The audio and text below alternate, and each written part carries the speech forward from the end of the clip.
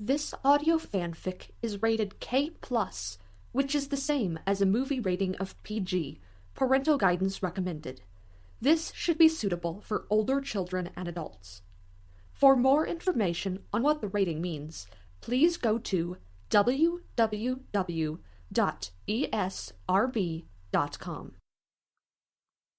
I'll be back to collect you soon, my wave dancers. Serge sent, bearing the unconscious Cutter away from the safety of the palace and the aid of his friends. For your sake, and his, obey me. Forget the palace, or he dies. Leetah watched in helpless anguish as her life-mate slowly vanished into the gloom of the vast deep. Snakeskin swore his frustration. Never in his darkest dreams had he imagined his father would go so far. He should have done something. Really, Janty, that's just pathetic. A collective gasp went up from the crowd at the unexpected sending.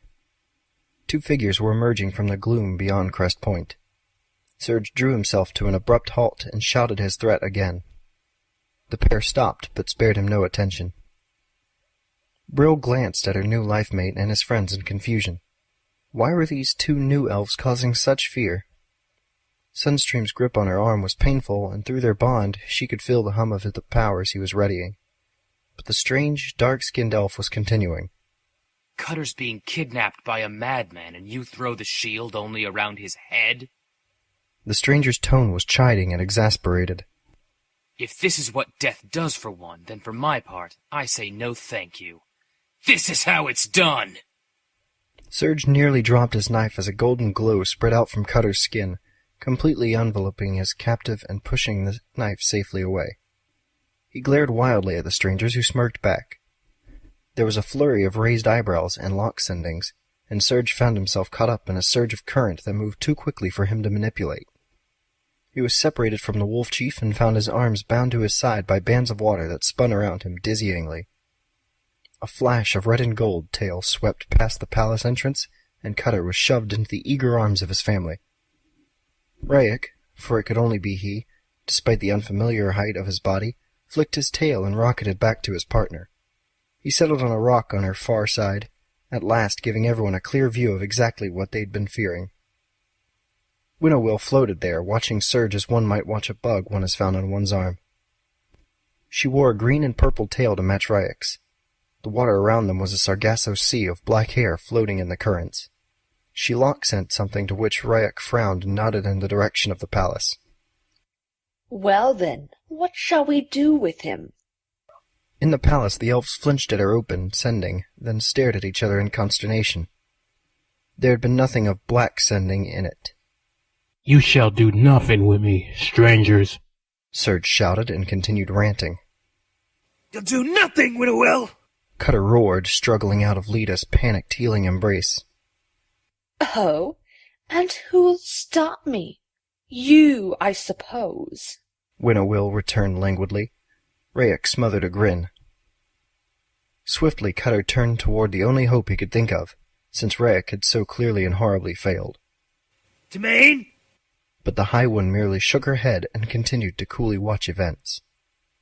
Go sit on a cactus, without your britches. Rayek sent peevishly.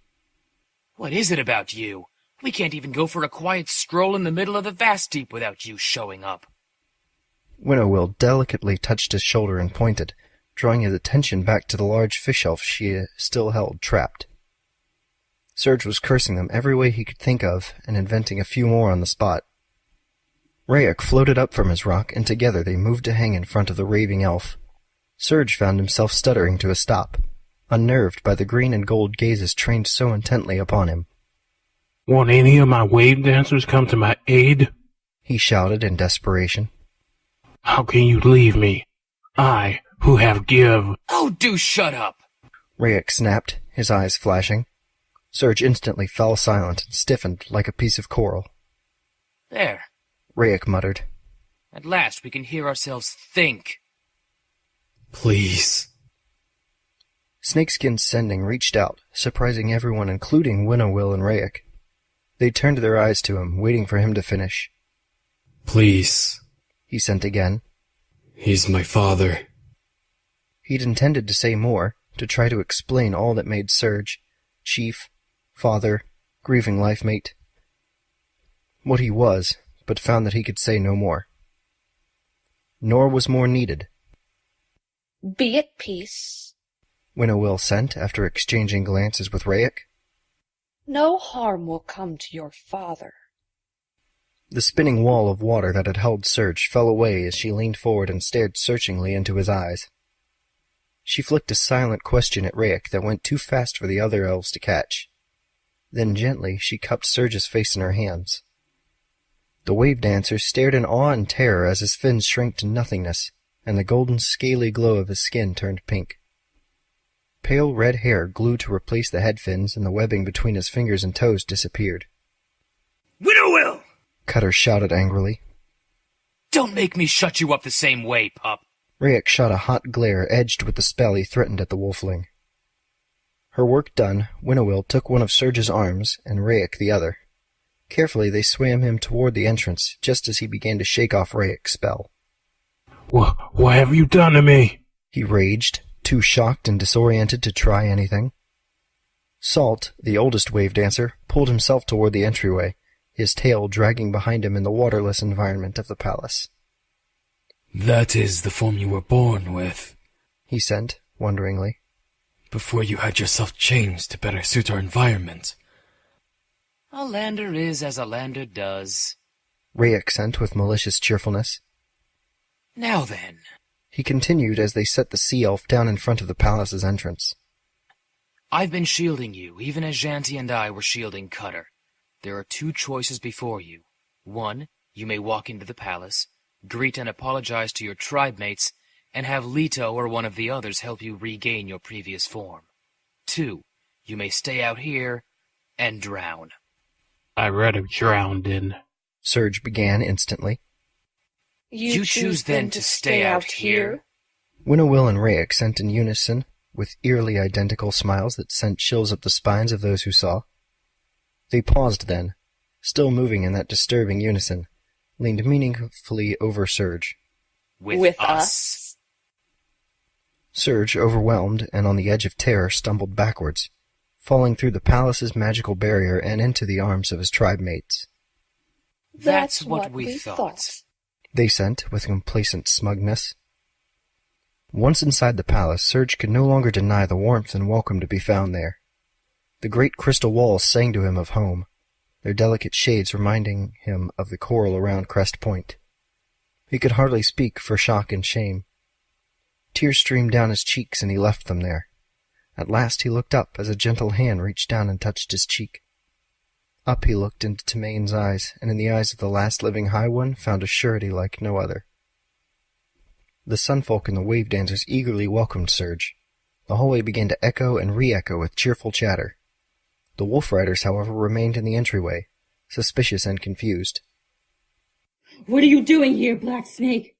Nightfall demanded, her hand clutching the hilt of her sword tightly. That Winnowill responded calmly. is a very good question. She turned to Rayek, who was staring up at the walls of the palace. Rayek? He did not respond, and after a moment she reached over in exasperation and shook his arm. Yes, yes. Read them later. Look at the spiral. His sending drifted back, ephemeral as fog. Spiral? Clearly, he wasn't giving them much of his attention.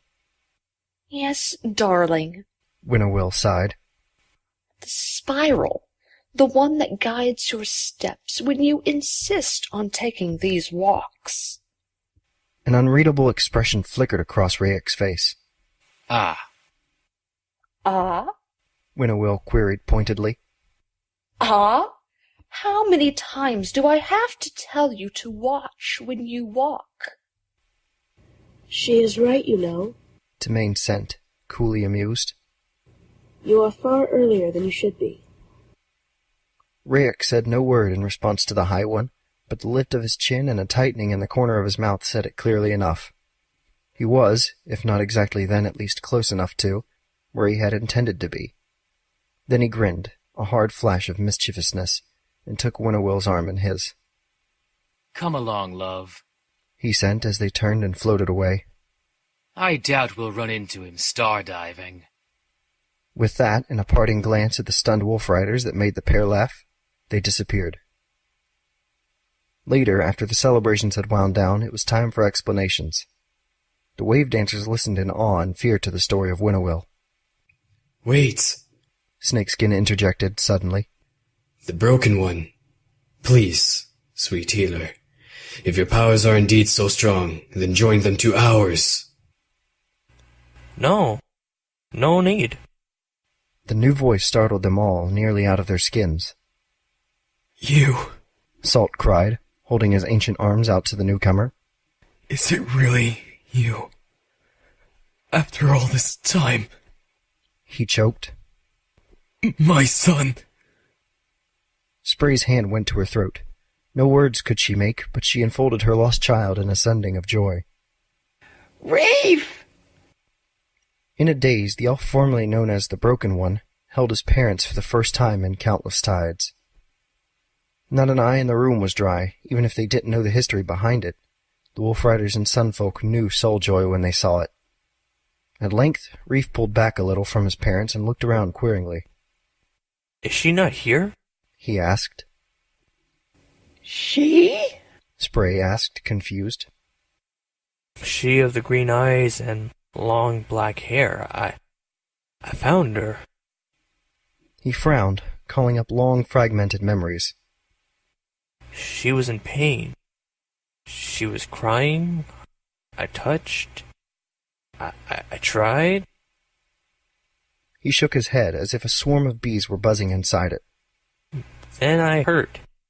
And everything I could see, touch, say, or remember was in shards. Leetah and Cutter exchanged a significant look. She's not here. Leetah said. She is. She paused. What to make of today's events? How to explain them? Should she explain them? Winnowill had said, "Watch when you walk." Leetah came to a decision. She's dead. Reef looked disappointed. Pity, he said. I wanted to thank her. Thank her? Surge thundered. Yes, thank her. He responded quietly. For today she returned and gave me back myself. What is going on here? Cutter hissed, dragging Sunstream off to the side. She is, or was, dead. Not to mention, twisted crazy evil. Sunstream could only shake his head. I don't understand any more than you, Father. I've searched for Rayek. I've gotten as close as I dared. All I can tell you is that they are as we saw them after the Shards War. Winnowill told Rayek to watch when he walked. Leetah mused. There is much more here than I think we could know now. The family looked up with respectful inquiry as Timmain approached them. Then let us leave it for its proper time, she said, smiling gently. Now is what we have. Now there is new life and new friends to celebrate. Acknowledging the rightness of her words, Cutter, Leetah, and Sunstream went back to join the celebrations that had been renewed with the no longer broken one's return. Timmain watched them all and smiled. It had been a good day indeed.